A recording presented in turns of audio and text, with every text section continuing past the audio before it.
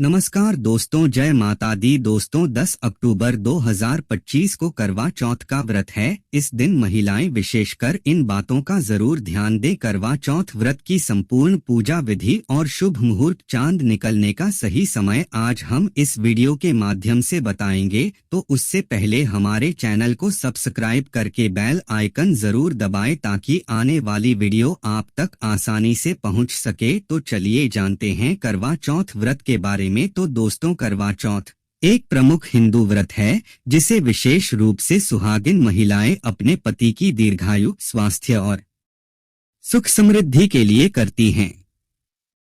यह व्रत कार्तिक मास की कृष्ण पक्ष की चतुर्थी तिथि को रखा जाता है।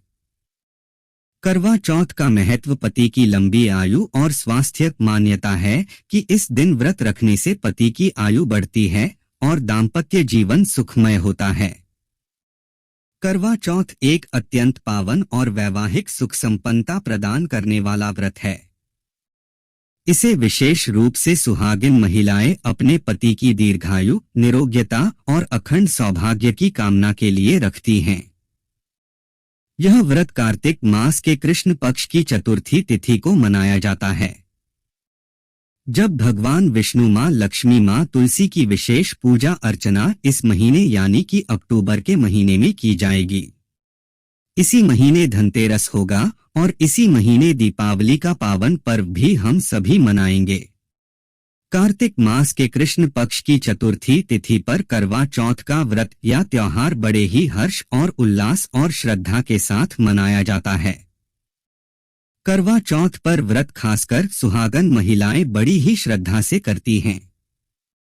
धार्मिक मान्यताओं के अनुसार इस व्रत को विधि विधान के साथ करने से पति के प्रेम संबंध मजबूत होते हैं और उनका रिश्ता पवित्र होता है। तो आइए जानते हैं करवा चौथ साल 2025 की सही तिथि और शुभ मुहूर्त क्या होगा। कार्तिक मास के कृष्ण पक्ष की चतुर्थी तिथि आरंभ हो रही है 9 अक्टूबर की रात्रि 10:44 से और कार्तिक मास की कृष्ण पक्ष की चतुर्थी तिथि का समापन होगा 10 अक्टूबर की शाम 7:37 पर। और हमारे हिंदू धर्म में कोई भी व्रत या त्योहार उदया तिथि के अनुसार ही मनाया जाता है, यानी कि जिस तिथि से सूर्योदय होता है उसे ही उस दिन की मुख्य तिथि माना जाता है। और चकी चतुर्थी तिथि का सूर्योदय 10 अक्टूबर को होगा, इसलिए उदया तिथि के अनुसार करवा चौथ का व्रत शुक्रवार 10 अक्टूबर 2025 को ही रखा जाएगा।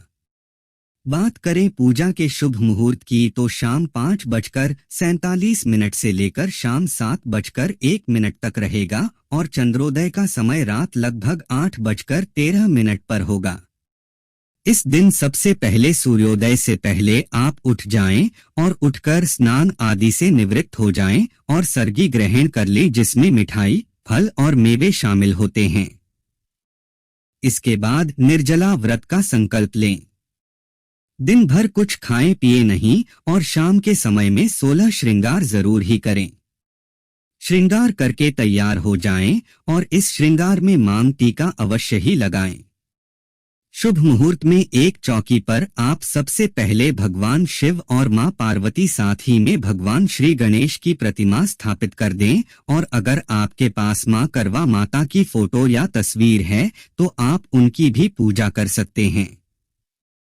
अब आप मिट्टी के करवे में जल भरकर रख दें और इसके बाद धूप, दीप, नैवेद्य यानी कि जो भी फल मिठाई आप लाए हैं सब कुछ आप माता रानी को समर्पित करें और इसके बाद करवा माता की कथा अवश्य ही पढ़े या सुने। निर्जल व्रत रखने के कारण सभी माताओं और बहनों में इतनी शक्ति नहीं हो पाती है कि वे कथा पढ़ सकें, तो इसके लिए आप कथा का श्रवण भी कर सकते हैं। अब व्रत खोलने की विधि क्या रहेगी। पूजा समाप्त होने के बाद चंद्रोदय का आप इंतजार करेंगे। जब चांद निकल आए तब एक छलनी में दीपक रखकर उसके माध्यम से चंद्रमा के दर्शन करें।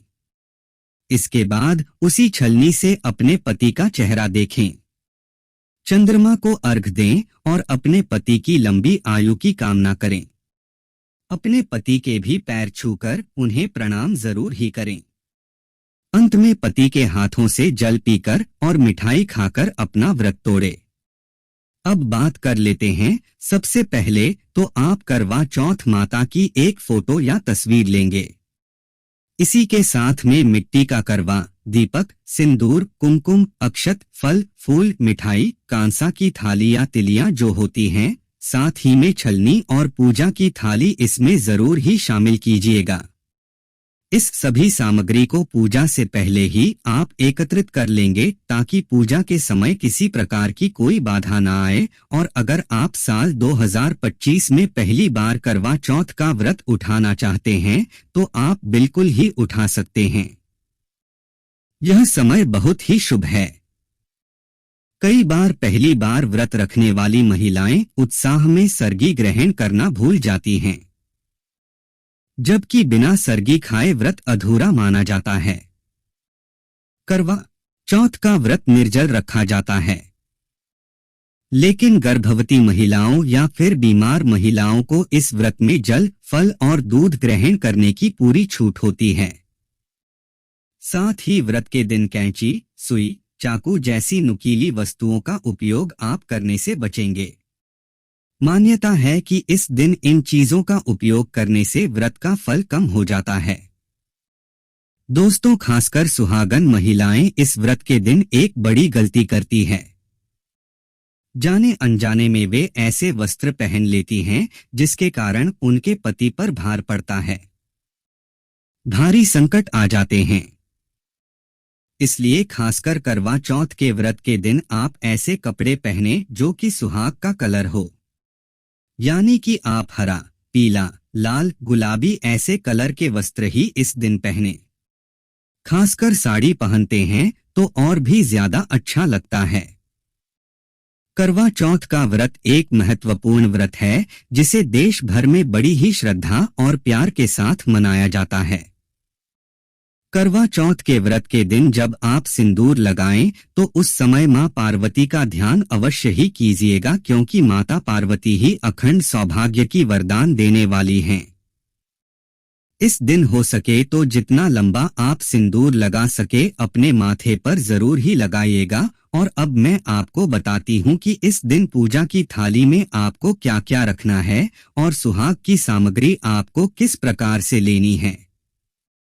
तो चलिए अब जान लेते हैं कि थाली में हमें क्या क्या रखना जरूरी होता है, क्योंकि बगैर इसके पूजा या व्रत अधूरा माना जाता है। तो सबसे पहले तो आप कोई सुंदर सी साड़ी रख लीजिएगा। सफेद रंग को छोड़कर आप कोई भी लाल, पीली, गुलाबी साड़ी रख सकते हैं। हरे रंग की साड़ी रखते हैं। साथ ही में बिया, सिंदूर, चूड़ियां, मेहंदी, महावर, नेल पॉलिश, कुमकुम, कंघी, मिठाइयां, दक्षिणा अवश्य ही रख लीजिएगा। दोस्तों, करवा चौथ के व्रत में यह 3 चीजें माता रानी को कभी अर्पित नहीं करनी चाहिए और इससे आपका जो व्रत है वो भी टूट सकता है। पति पर भी घोर पाप और विपदाएं आ सकती हैं। उल्टा आप पाप के भागीदार भी बन सकते हैं। तो सबसे पहली जो चीज है वह है टूटे हुए अक्षत, यानी कि जो चावल होते हैं वह बिल्कुल भी खंडित नहीं होने चाहिए। ऐसे चावलों का प्रयोग आप पूजा में मत कीजिएगा। चौकी पर हमेशा लाल रंग का कपड़ा ही बिछाएं और मंदिर में भूलकर भी माचिस नहीं रखनी चाहिए। यह बहुत ही अशुभ माना जाता है।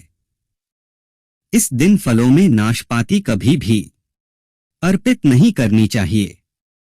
करवा चौथ के व्रत में सफेद कपड़ा भी दान नहीं करना चाहिए और ना ही पहनना चाहिए। इस दिन जितना हो सके हरे, पीले, गुलाबी, लाल रंग के वस्त्र ही पहने। यह बहुत शुभ होते हैं। दोस्तों, करवा चौथ का व्रत पर मां को श्रृंगार अर्पित जरूर ही करना चाहिए। श्रृंगार हमेशा नया होना चाहिए। टूटा फूटा श्रृंगार अर्पित नहीं करना चाहिए।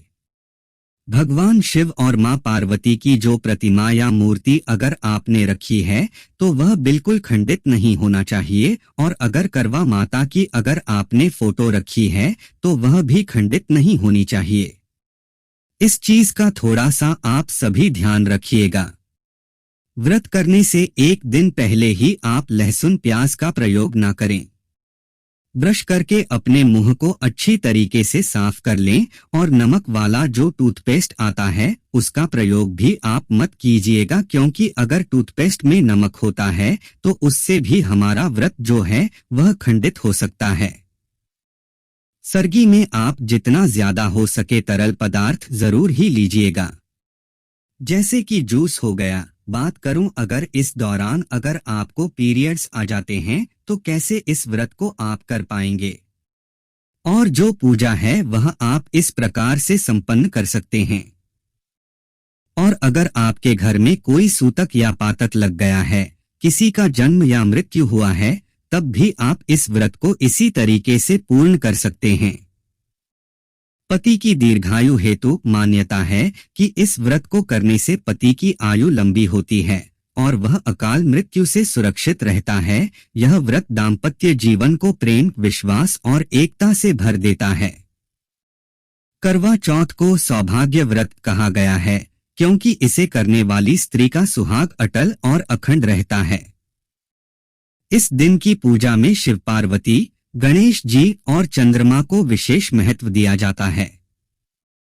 चंद्रमा को अमरत्व और आयु का कारक माना गया है, इसलिए चंद्रमा को जल अर्पित कर पति की लंबी उम्र की प्रार्थना की जाती है।